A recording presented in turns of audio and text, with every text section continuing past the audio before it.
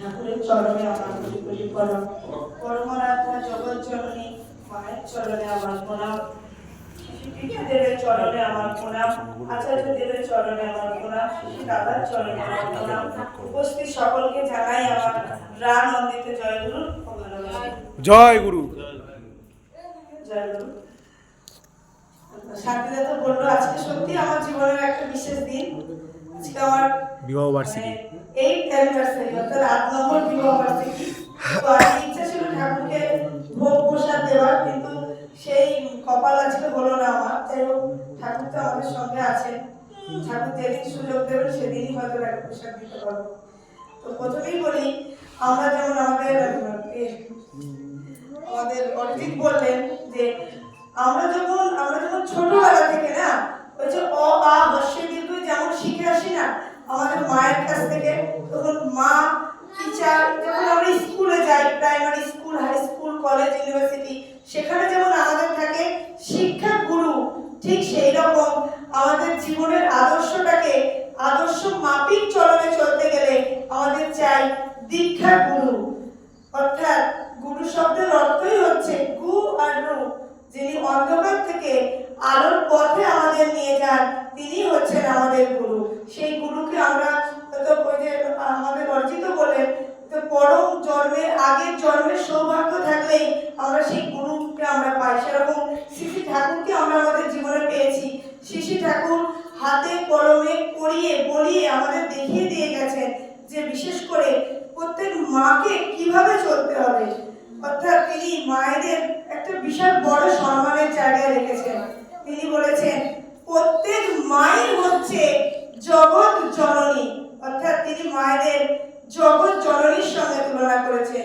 শুধু এটা নয়, তিনি এটাও বলেছেন নারী হতে জন্মে জাতি, থাকলে জাত তবেই না জাতি। অর্থাৎ গোটা নারী হচ্ছে সমস্ত বিশ্বের সৃষ্টিকর্তা। অর্থাৎ তিনি মায়েদের এইভাবেই রেখে গেছেন।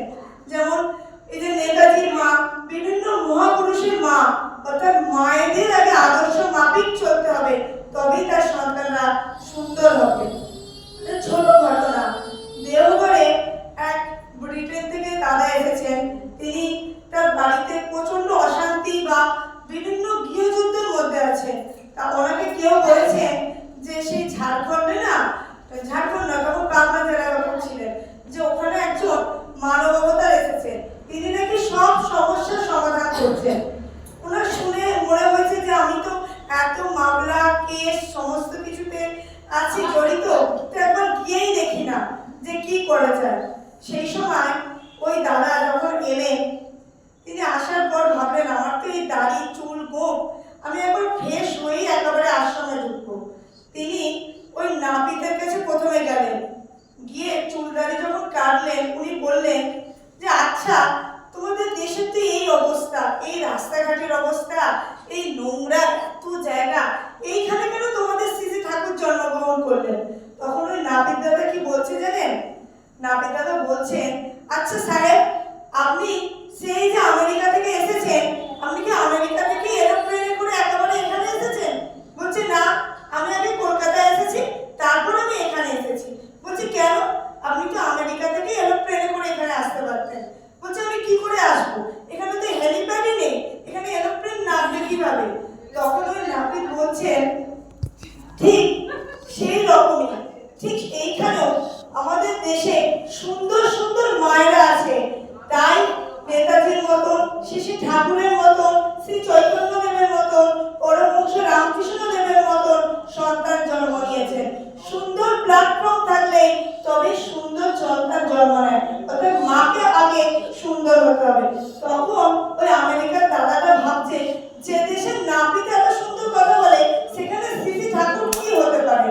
তো তিনি তখন শ্রী ঠাকুরের কাছে গেলেন, শ্রী ঠাকুরকে গিয়ে বললেন যে ঠাকুর আপনি এইখানে আছেন এই অবস্থায়, আপনি আমাদের দেশে চলুন, আমি আপনাকে সোনায় মুড়িয়ে দেব। তখন শ্রী ঠাকুর বললেন যে আমি তোমার থেকে একটা জিনিস চাইবো, তুমি বলো তুমি দেবে? তখন তিনি বললেন হ্যাঁ আমি দেবো। বারবার তিনি একই কোশ্চেন করলেন যে তুমি বলো তুমি দেবে। তিনি সত্যি কারণে শ্রী ঠাকুর ওনাকে দিয়ে শ্রী ঠাকুর বললেন যে তোমার জীবনের সমস্যা কি? তখন উনি বললেন, আমার বাড়িতে আমার স্ত্রী আমার সঙ্গে থাকে না, আমি বিভিন্ন রকম কেস কাছারিতে ভুগছি, আমার প্রতিদিন কেস পড়ে, আমি এমন একটা অবস্থার মধ্যে আছি।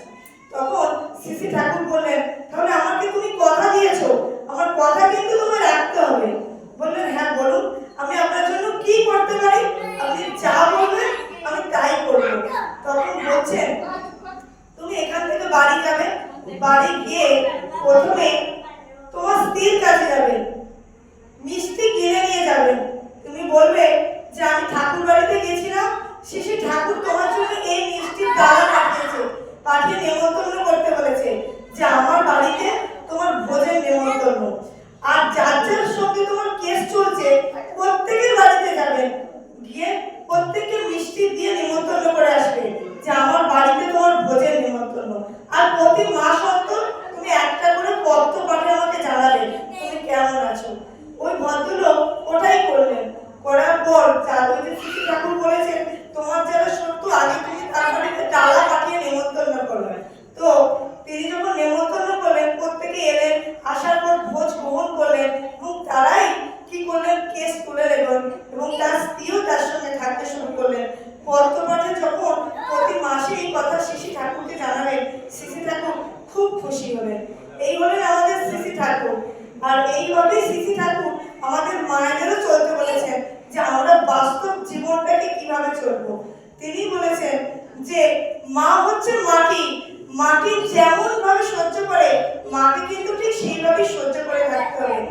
আর আমাদের জীবনে শ্রী ঠাকুর এটাই শিখিয়েছেন, আমরা যতই লেখাপড়া করি না, সংসারই হচ্ছে আমাদের জীবনে বড় ইউনিভার্সিটি অর্থাৎ বিশ্ববিদ্যালয়, যেটা প্রতি মুহূর্তে আমাদের করে করিয়ে শিখিয়ে নিয়ে যাচ্ছে যে আমরা কিভাবে চলবো। আর এই সৎসঙ্গ হচ্ছে ম্যান মেকিং ইনস্টিটিউট, অর্থাৎ মানুষ তৈরির কারখানা হচ্ছে আমাদের সৎসঙ্গ। আর শ্রী ঠাকুর তার রেত শরীরের ধারাকে আমাদের সঙ্গে রেখে গেছেন যাতে আমরা যত সমস্যায় পড়ি না সেখানে আমরা যেতে পারি।